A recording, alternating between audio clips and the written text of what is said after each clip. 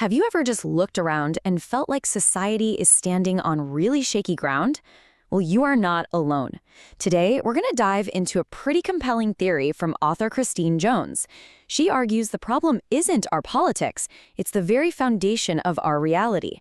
And, well, it's quietly sinking beneath our feet. You know that feeling, right?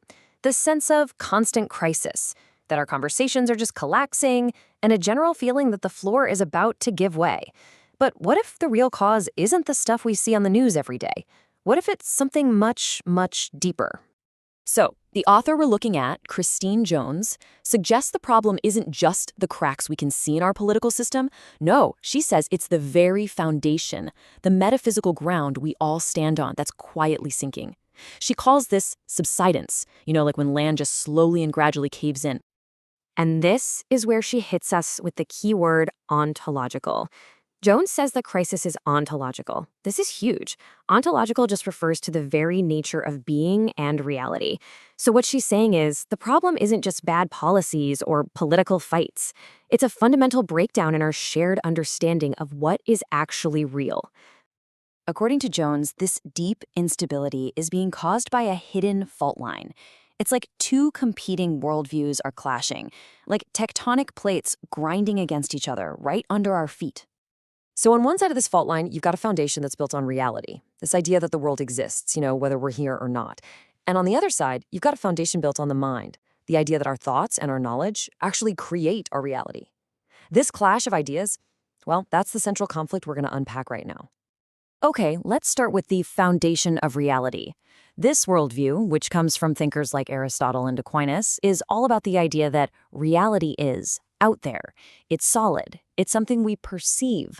Our minds are receptive, they don't invent truth, they discover an order that already exists. This means something like law, for example, is found in nature. It's not just invented out of thin air. Now, let's look at the other side, the foundation of mind. And this is where a massive philosophical shift happened, thanks to thinkers like Descartes and Kant. Here, certainty doesn't start with the outside world. It starts inside the human mind. I think, therefore I am. And all of a sudden, the mind isn't a mirror reflecting reality anymore. It becomes the architect. Reality becomes something we construct, something we produce. And look, this didn't happen overnight. It was a slow shift over centuries. We went from this ancient belief in a solid external reality, then through Descartes' cogito that put the self at the absolute center of everything, and then on to the Kantian revolution, where the mind literally imposes its own structure onto the world. And that brings us right to our modern era, where this idea of producing reality has really taken hold. So, okay, that's the philosophy. But what does it actually do? What are the real-world consequences when this foundation starts to collapse? In this next section, we're going to see exactly how this abstract idea has a direct impact on our society and our laws. Well, according to Jones, this philosophical shift leads to what you could call a downgrade of our most basic civic ideas. Truth is no longer something you discover, but something you simulate or manufacture. Law stops being based on nature and just becomes another policy tool, a way to engineer society. Liberty? It changes from the freedom to perfect our nature to just simple compliance within a system. And the idea of a person gets reduced from a being with intrinsic dignity to a manageable data profile. We're using the same words, but their meanings have been completely hollowed out. Let's just zoom in on law for a second. In the old model, law was seen as a reflection of a moral order that you could find in nature. It had a soul, you could say. But in the new model, it's just a tool of administrative will. Think endless regulations and procedural box checking. It's very precise, but as the source says, it's a soulless precision. And what about us? What does it even mean to be a person? The realist tradition saw a person as this rational substance with inherent, built-in dignity. But in this new framework, a person kind of dissolves into just a set of psychological processes, or even worse, a data profile, an artifact of the state. Our value isn't intrinsic anymore. It's determined by what the system can measure and manage. The same thing happens to liberty. It used to mean the freedom to perfect your nature using reason, the freedom to pursue what is true and good.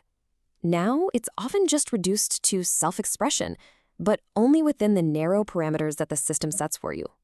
You're free to choose your identity, sure, but not to question the very system that defines the choices in the first place.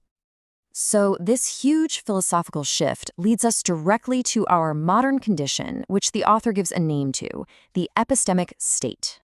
The epistemic state. This is a really crucial concept. It's a society that looks totally normal on the surface. We still have elections, we still have courts, all the usual stuff. But the substance, that belief in an objective reality, has been completely hollowed out. And in its place, reality becomes whatever the consensus of experts says it is. It's literally governance by knowledge, or episteme. And here's the real twist. You'd think technocracy, rule by algorithms and data, and ideology, rule by narratives, would be total opposites, right? Well, Jones argues they're not. They're actually twins. And that's because they both start from the same assumption, that reality is fundamentally pliable, that the world can and should be shaped and molded by the human mind. Their real common enemy is realism, the idea that some truths just can't be changed, no matter how much power or desire you throw at them. Okay, so that's a pretty bleak diagnosis, right? It leaves us with the obvious question. Is there a way back? Can we fix it? Our final section explores the author's proposed path to restoring the foundation. Jones proposes a 5-step road to get back on solid ground. It starts by reasserting ontology, that simple but totally radical idea that being exists, independent of us. From there, we have to rehabilitate reason as a tool for discovery, not just a machine for invention. And that, in turn, allows us to recover the concept of natural law, this idea of a moral grammar written into reality itself. That leads to rehumanizing liberty, seeing it not as limitless choice, but as the freedom to pursue the good. And finally, the author suggests we reunite faith and realism as a defense against tyranny. The crucial takeaway here is that this isn't about new policies. It's about rebuilding the entire metaphysical foundation from scratch. And this brings us to the author's final, absolutely haunting conclusion. As long as our understanding of reality is unmoored from being itself, we inhabit what Christine Jones calls a splendid structure built upon air. It's such a powerful image, and it leaves us with a really critical question. How do we, individually and as a society, start rebuilding on solid ground?